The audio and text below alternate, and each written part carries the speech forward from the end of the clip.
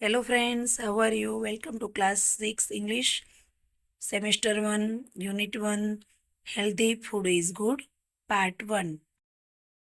વિદ્યાર્થી મિત્રો, આજે આપણે આ ઇંગ્લિશનું સ્ટાન્ડર્ડ 6નું જે નવું પાઠ્યપુસ્તક આવેલું છે તેનો યુનિટ 1નો અભ્યાસ આપણે કરવાના છીએ.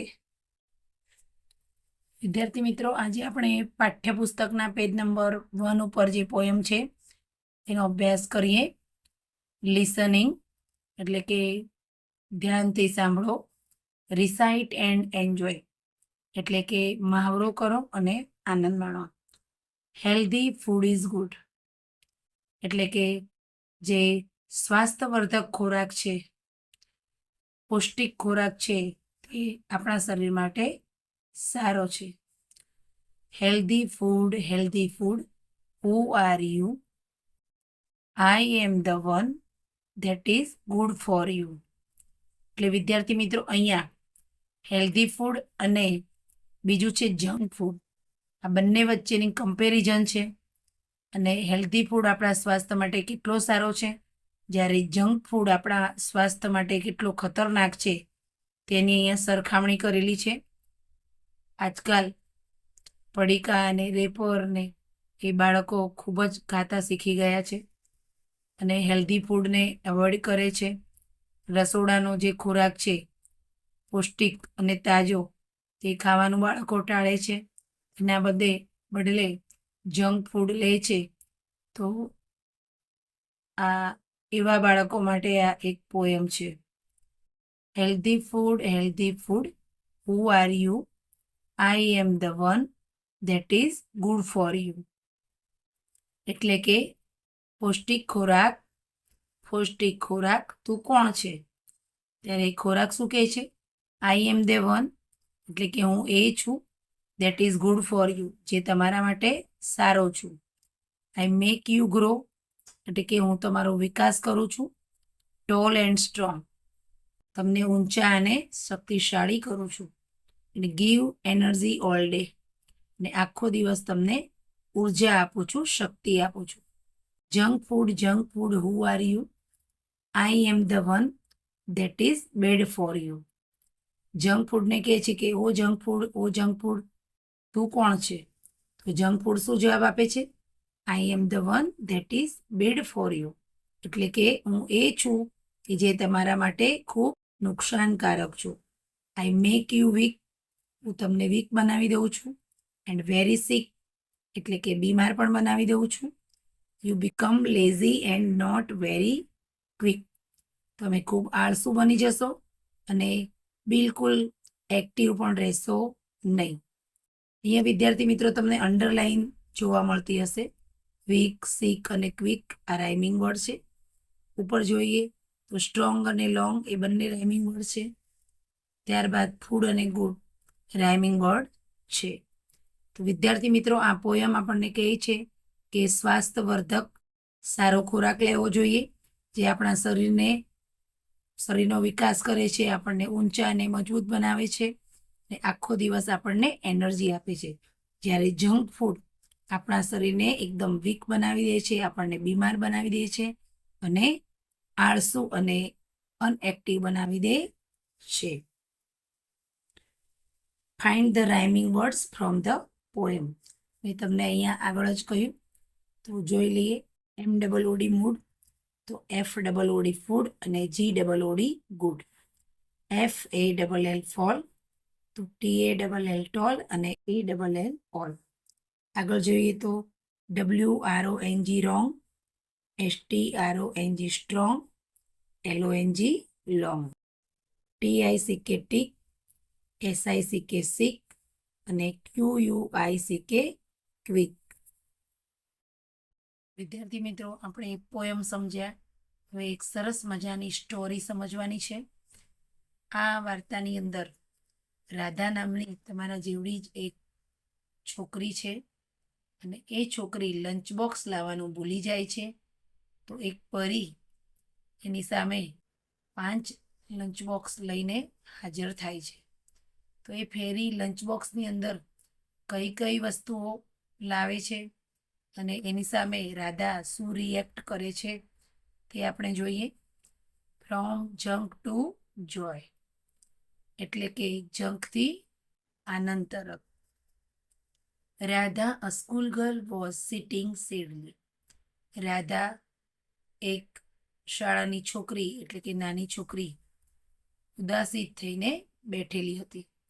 વોઝ પ્લસ આઈએનજી ચાલુ ભૂતકાળ. શી ફોરગોટ હર લંચ બોક્સ. તે પોતાનું લંચ બોક્સ એટલે કે નાસ્તાનો ડબ્બો ભૂલી ગઈ હતી. Just then a fairy appeared. અને ત્યાં એક પરી આવી. Radha says surprised to see the fairy. આશ્ચર્ય પામીને, પરીને જોઈને શું કહે છે? વાવ અ ફેરી. અરે આ તો પરી. Fairy says yes I am. Why are you sad? હા હું પરી છું. તું કેમ ઉદાસ છે? Radha says I don't have my lunch box. મારી પાસે મારું નાસ્તાનો ડબ્બો નથી. The fairy waved her magic wand and suddenly 5 colorful lunch boxes appeared in front of Radha. એટલે કે ફેરીએ જેવા એના જાદુઈ પાંખ વેવ એટલે હલાવ્યા, અચાનક 5 રંગબેરંગી સરસ મજાના લંચ બોક્સ એની તરફ એટલે કે તેની આગળ પ્રત્યક્ષ થયા, દેખાયા. ટુ અપિયર એટલે આવવું, દેખાવું. રાધા સેઝ અમેઝડ એટલે નવાઈ પામીને. What are these? આ શું છે? Fairy says these are snacks for you. આ તારા માટે નાસ્તો છે. Radha says I am very hungry. હું ખૂબ જ ભૂખી છું. eagerly opened the first lunch box. eagerly opened the first box એટલે કે આતુરતાથી એ પહેલો નાસ્તાનો ડબ્બો ખોલે છે. વિદ્યાર્થી મિત્રો, અહીંયા તમે ચિત્રમાં જોઈ શકો છો કે આ 5 લંચ બોક્સીસ લઈને એક આ ફેરી આવેલી છે. હવે વિદ્યાર્થી મિત્રો, લંચ બોક્સમાં શું છે? ફર્સ્ટ બોક્સમાં તે જોઈએ. Carrots. I don't like them. ગાજર. મને તો ગાજર ગમતા જ નથી. I want pizza. મને તો પિઝા ગમે છે. Why should I eat carrots? શા માટે હું ગાજર ખાઉં? ફેરીને કહે છે કે તમે કેમ કેરટ્સ લઈને આવે લંચ બોક્સમાં? મારે તો પિઝા ખાવા છે, તો હું શા માટે ગાજર ખાઉં? Fairy says carrots have vitamin A. ગાજરમાં વિટામિન એ હોય છે. They will make your eyes sharper. અને આ જે વિટામિન્સ છે તે એટલે કે વિટામિન એ તારી આંખોને શાર્પર બનાવશે એટલે કે તેજસ્વી બનાવશે. Radha sighed and open the second box. Radha નિસાસો નાખે છે એટલે કે નિરાશ થઈ જાય છે અને બીજું બોક્સ ખોલે છે. રાધા સેજ સ્પિનેચ. પાલક. ફેરી says yes it makes you strong and gives you lots of energy. આ જે પાલક છે તને ખૂબ મજબૂત બનાવશે અને ઘણી બધી તને શક્તિ પણ આપશે. રાધા ફોન્ડ એટલે કે રાધા પાછી ભવો ચડાવે છે એટલે કે રાધાને આ સ્પિનેચ એટલે કે પાલક પણ ગમ્યું નથી. હવે વિદ્યાર્થી મિત્રો તે શું કરે છે તે જોઈએ. રાધા સેજ આઈ વોન્ટ બર્ગર્સ. રાધાને તો શું ખાવું છે? બર્ગર ખાવા છે. What's in the third box? ત્રીજા બોક્સમાં શું છે? ફેરી સેજ એપલ્સ એટલે કે સફરજન. They have fibre to keep your tummy happy. સફરજનની અંદર એવા રેસાઓ હોય છે કે જે તારા પેટને હેપી ખુશ રાખશે એટલે કે તારા પેટને તંદુરસ્ત રાખશે. Radha open the fourth box and grown. Radha ચોથું બોક્સ ખોલે છે અને નિરાશ થઈ જાય છે. રાધા સેજ ઓ નો બીન્સ. અરે ના કઠોળ. Fairy says yes beans make your muscles strong. Beans જે છે, કઠોળ જે છે તારા મસલ્સ એટલે કે સ્નાયુઓને મજબૂત બનાવશે. Finally Radha open the last box. અને છેલ્લે રાધા છેલ્લું એટલે કે પાંચમું બોક્સ ખોલે છે. રાધા સેજ ઓરેન્જીસ. વાય? નારંગી. કેમ? Fairy says oranges have vitamin C. નારંગીમાં વિટામિન સી હોય છે, which protect you from getting sick. એ તને વિટામિન સી જે છે એ તને બીમાર પડતા અટકાવશે. રાધા પાઉટેડ. રાધાએ મોં ચડાવ્યું. પાંચે પાંચ લંચ બોક્સ ખોલ્યા છે પણ રાધાને મનગમતી કોઈ પણ વસ્તુ નથી. તો રાધા શું કરે છે? મોં ચડાવે છે. તેને ગમ્યું નથી. Radha says, but I want noodles, burgers and pizza. પણ મારે તો નૂડલ્સ, બર્ગર અને પીઝા જોઈએ છે. Why don't you bring them? તમે તે શા માટે ન લાવે? Fairy says, those foods weaken your health. તે જે ખાવાના ખોરાક છે તે બધા શું કરશે? તારી તબિયતને બગાડશે. Fruits, vegetables and beans and grains are healthier. આના કરતાં ફળો છે, જે છે શાકભાજી છે, કઠોળ છે અને અનાજ છે તે તારા તબિયતને હેલ્ધીયર એટલે કે વધુ તંદુરસ્ત બનાવશે. Radha thought for a moment. રાધાએ એક ક્ષણ માટે વિચાર કર્યો. Radha say, okay, I will eat them. બરાબર છે, હું તેને ખાઈશ. But can I have pizza sometimes? પણ હું શું કોઈક વાર પિઝા પણ ખાઈ શકું? The ferry smile. પરીએ હાસ્ય આપ્યું એટલે કે પરી એની સામે હસી. વિંકડ, આંખો પટકારી એટલે કે આંખો મચકારી. And flew into air. હવામાં ઉડી ગઈ. Radha tried to stop her. રાધાએ તેને રોકવાનો પ્રયત્ન કર્યો. Radha ran after her and fell of the bed. Radha એની પાછળ ગઈ અને પથારીમાં પડી ગઈ. Her eyes open at that moment. ને એ જ ક્ષણે તેની આંખો ખુલી ગઈ.